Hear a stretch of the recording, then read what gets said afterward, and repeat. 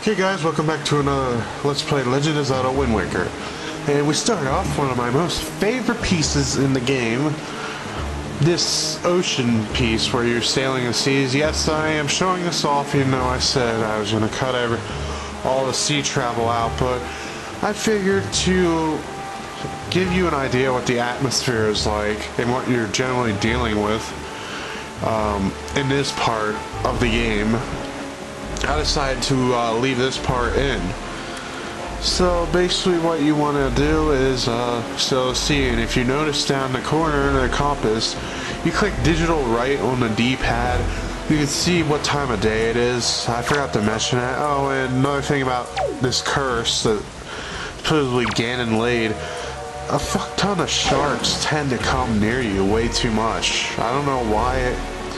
Well, I think that's because the curse, but I guess they tend to spawn just to be a little bit more annoying, because during the regular gameplay they don't show up that often. Except for Tingle's Tower over there that we just passed, the shark does show up there, so I guess that was the shark that usually spawns there. As you'll see in the next part, there's like a bunch of shark encounters that you inquire by going near Outset Island, which is real pain in the ass when you're just trying to get to point A to point B. Anyways, I left this part, the sea travel in, just to give you like an idea what the music's like, the atmosphere, and what you're dealing with. I actually did up the brightness on the video a little bit so you can see a little bit better, not too much, because if I brighten it up too much it would ruin the atmosphere completely. So I upped it a little bit so you can actually see the water and it doesn't actually blend in with the sky, because what I noticed most LPs of the other games, they may have better quality. I know some other LPs do have better quality of this game, but some of them, like, they don't even bother upping the brightness at all, so you basically, and it's still like really dark, and it tends to blend, the colors tend to blend in too much to see where the person doing the LP is going. So I decided to do it a little bit differently. Not that much, but yeah, enough. But I don't know why that little loading sequence happens. I guess it's loading up a new Windfall Island and everything. But yeah, that was basically an attempt at a load screen. Well, it was basically a loading screen because it fades to black. I don't know why the hell it needed to do that, because any other area in the game it doesn't do that. Well, actually one other area of the game it does that, but that's it. That loading sequence never happens after that then. But I don't know why they needed to do it for Windfall Island. But anyways, we're told by the King of Red Lions to see what the pirates are up to and gather some info on them. And first thing you want to do is go to the bomb shop up on that hill, which I'm going to do right now. Unless I see... Nah, I'm going to do that right now. Never mind. Anyways, yeah, you could get a general idea where the pirates are. I think if you go around town and ask the townspeople, they'll see like there's been a disturbance or some sort of activity near the bomb shop. Or they'll say that the bomb shop closed down for some reason, some odd reason. And what you want to do is sidle your way across over here. I know you probably use the leaf, but I tend not to want to save my magic. So I tend not to use that method unless I really have to.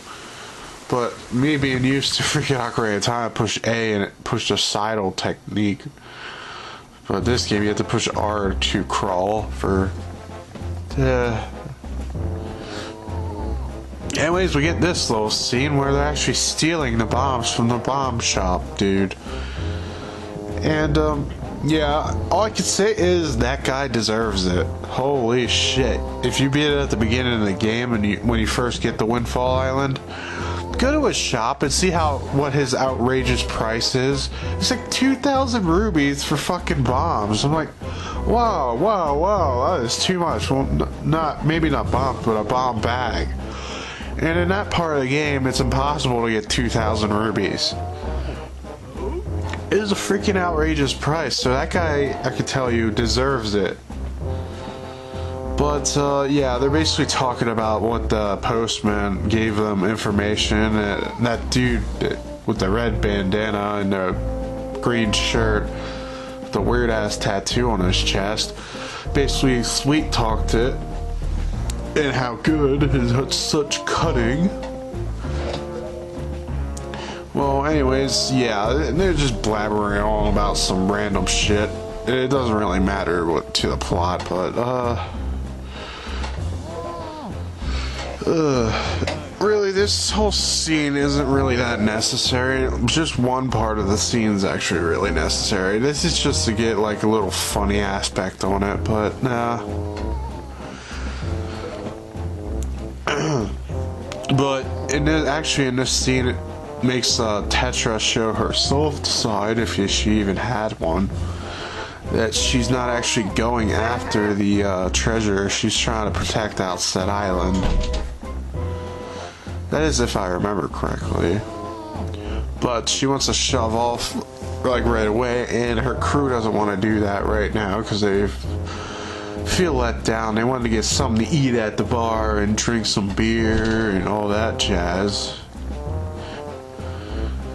So yeah, well, they're basically complaining. That's all I can say. They're worthless pirates. They're stupid asses. I mean, who would give up the opportunity to get treasure? That's what pirates are all about, not slacking off. Like the dumbasses they are, they can't even aim straight. I mean, I mentioned that so many times that the joke never gets old to me. Yeah, this is the part where her true intentions are. Where it tells about her true intentions, then you get discovered. Just the worst attempt at hiding Link. Your freaking green cap is still showing.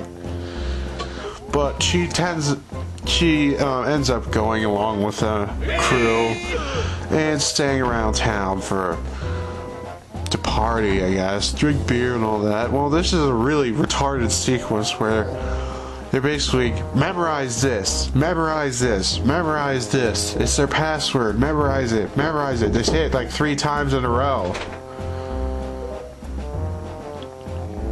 I mean, holy crap. So yeah, the password is Plankton. So the passwords actually do change depending on what playthrough you do, but yeah, they keep saying, I think they actually said it 4 times in a row. But yeah, ignore that stupid idiot over there. You can't even help him anyway, so he deserves it. I'm just gonna keep saying that over and over again. He totally deserves it. But yeah. So now we're headed to the pirate ship to steal their loot.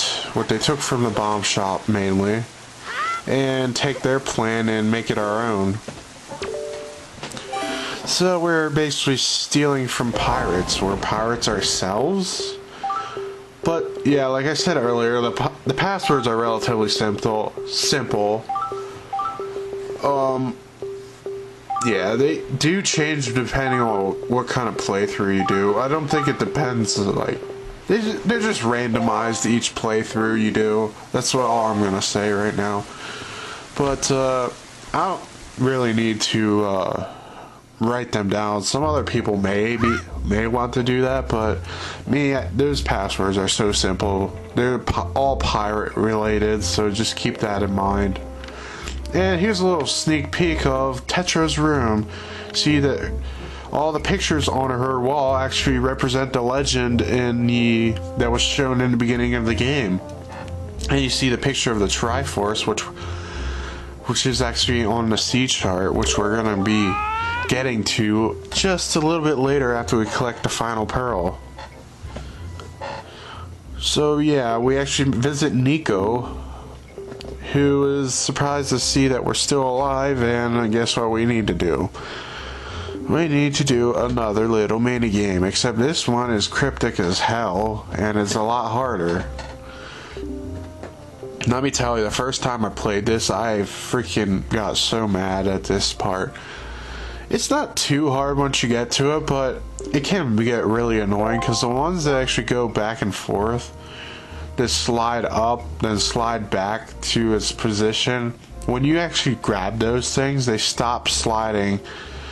So it can get really annoying if you look at that aspect of it, but cheesing and moon jumping to that platform, asshole, he gets all the way over there without even demonstrating, so it tells you what the hell he's been doing. He hasn't been able to clear this puzzle either. So why are you making us do it if you can't even do it yourself, you little rat? Yeah, well, anyways, yeah, this puzzle can get really, really annoying for your first time playing through, but it's relatively simple. You just, key word is to take your time and plan it out before you actually jump into it, because if you just jump into it, you're probably going to end up falling to the ground, like I do the first time I do this. But mainly with this part, you're actually going to have to position your swings this time instead of using the platforms, because there are no platforms this time. But generally what you want to do is swing from vine to vine, like Tarzan. No, swing from rope to rope.